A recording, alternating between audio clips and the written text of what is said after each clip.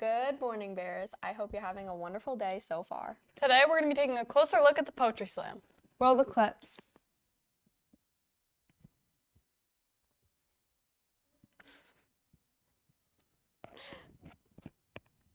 Good morning, everyone. Who am I here with? Bria Shealy. And what award did you win at the Poetry Slam? I won the Performance Award. And how long did it take for you to write and memorize your poem? Probably about 2 weeks. Was it hard? Not very. And what was your poem about? It was called One Day, and it was about like your life experiences and growing up. Okay, thank you. Yeah. My name is Bria Shealy, and this is One Day. One day, you'll wake up, and everything will be different. Your dad won't be in the kitchen making you breakfast, and your mom will be standing next to him, coffee in hand. One day, you'll wake up, and your brother won't be on the couch, watching TV with your sister. The house will be quiet, the kind of horrifying quiet that keeps you awake at night. One day, you'll wake up, and you won't remember the time you tripped going up the stairs at school. You won't remember that embarrassing time you struck out in the second game of the season. That all won't matter anymore. One day, you'll wake up and you'll be hit by the tsunami of responsibility. You'll realize that your dad won't be there to help you with that project, and your mom won't be there to help you with your real-life homework. You'll have to do it yourself, independently, something you might not have totally experienced before. One day, you'll wake up and you'll have your own house. You'll have to make your own dinner, do your own laundry, clean your own home, provide for your own family. One day, you'll wake up and wonder why you didn't take the chance, risk the consequences, chase the dream. You'll wonder where all the time went and if you can ever get it back. One day, you'll wake up and you'll think about that huge curveball life threw at you. But that curveball, that obstacle, is just one little bump in the road that will lead you to a beautiful sunset. The kind you just want to sit and watch till it's gone. One day, you'll wake up and you'll realize that you're growing older. You'll know where you want to go with your life. And you'll think back to the olden days, the golden days, the lazy days, and the crazy days. The days that make up your memories. One day, you'll wake up and you'll want to go back to those days. But you'll realize that they'll always be with you. They are what make you. One day will become today, the past to the present. The seasons will change, the leaves will come and go. So keep the past, think about the future, but always appreciate today. Thank you.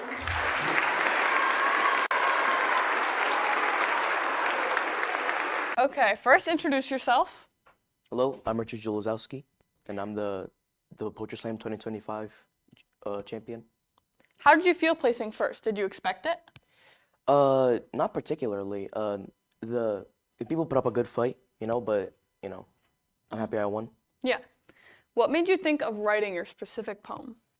Just how important topics are heavily monitored and restricted, especially in online spaces, and Yeah. other things like that. Mm-hmm. Which one of your peers wrote your favorite poem? But the runner-up, Anthony Jacobs, his poem was really funny. Nice. Thank you, Richard. Yep. Hello, I'm Richard Jolozowski, and this is my poem entitled Bees. I'm plunged into the sea by you, where shushed as youth were stuck like glue. The truth is sleuth, but groups are cooped. We cut the meat for you to chew, and seeping through your fingers blue sand, tipping truth to tripping too, for me and you, for you and who? Doesn't leave me flattered, for people's clothes are much too tattered. Clear to see it's not for me and not for he and not for she, yet all animals are equal. Is someone more equal than others? At heart we're brothers with one mean green mother. Present tense and tense on tense, no wonder why we're mad, and hence our problems receive exacerbation. All lands in a farm under a sickly sad nation, and recent events I could be sensing that certain countries could be tensing, and what I think could be commencing is a violent act of ethnic cleanse. Integrating yourself into legislature is part of primal human nature. Mind your own and stay in your place. Problems with problems in the human race. Hive mind hard, but not ruled out. Break loose if the people shout. If you instigate these thoughts, then they'll realize what they've got. Could it be it's Clear to see the oligarchs are scared of me. Bees can carry their weight just fine, but they listen to orders from the queen of the hive. Pheromones and nothing more. What we have is what's in store. Could it be it's clear to see that are we be no more than bees? Constant work will circumvent. Make sure that our message sent. Nothing else can make tears seep like a polar bear with grass stuck in its teeth. Thinking's all you do. Don't you spot the gorgeous hues? Instead of being so profound, enjoy nostalgic nature sounds. And when your earphones finally die, you don't have to go and try. There's a button you can press that turns your thoughts to games of chess. Move your hand, knight to F3, and the end chop liver's all you'll be. May the end times never come, washed away with morning suns. My name is Tammy Altman, and here is the host of the Poetry Slam, Mr. Haynes. The first question is, what year was the first Poetry Slam held, and what inspired you to start the Poetry Slam? So this is my 15th year teaching at Tri-Valley, believe it or not, and we actually did the Poetry Slam my very first year here. We brought it in a very small capacity. We were just in the theater still, but a very small audience. But it really started even before that. I taught 4 years at a school previously, and I did the Poetry Slam there. But even before that, I was student teaching, and this is sort of my inspiration for it. And I was lucky enough to see a group of 10th graders put on a Poetry Slam. I was just able to watch it, and that was really my inspiration. I saw it, I'm like, wow, this is absolutely amazing. I have to bring this to my own classroom. So that's why I started with 8th graders, and it's been going strong ever since. Have you always been interested in poetry? Honestly, no. When I was a student, I disliked it. I probably didn't like it much at all, but I didn't really understand poetry at the time. Didn't realize that poetry can really be anything. It doesn't have to be a specific structure or form. It's just getting your thoughts on a paper, and it provides so much freedom that I love it now, and I think and I hope that I allow my students to enjoy it just as much as I do now. All right, thank you for being with us today. I really appreciate you being here, and I love your poem, and yeah. Thanks for having me. I appreciate it. Once, when I was a teenager, my mother was snooping through something she shouldn't have been, an invitation I had to a party. She bent over to pick it up when suddenly her hair, full of hairspray, fell into a lit candle.